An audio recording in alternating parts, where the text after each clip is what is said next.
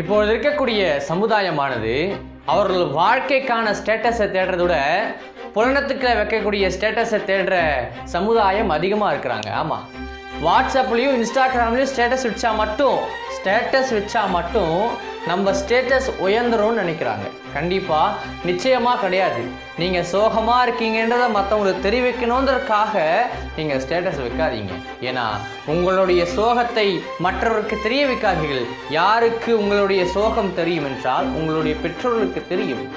உங்களுடைய சோகத்தை வெளியே காமித்தீர்கள் என்றால் உங்களுடைய பலம் அங்கேயே குறைந்துவிடும். அதனால் ஸ்டேட்டஸை தேடி அலையிறதை விட உங்கள் வாழ்க்கைக்கான ஸ்டேட்டஸை தேடி அலையுங்க. இன்ஸ்டாகிராமில் நம்ம ஸ்க்ரோல் பண்ணுற ஸ்டேட்டஸ்க்கு சேடான ஸ்டேட்டஸை தேடாதீங்க. அதை மோட்டிவான ஸ்டேட்டஸை தேடுங்க. உங்களுக்கு வாழ்க்கைக்கான ஸ்டேட்டஸை தேடுங்க.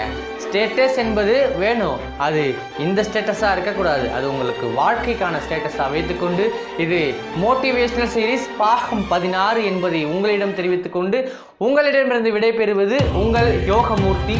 நன்றி.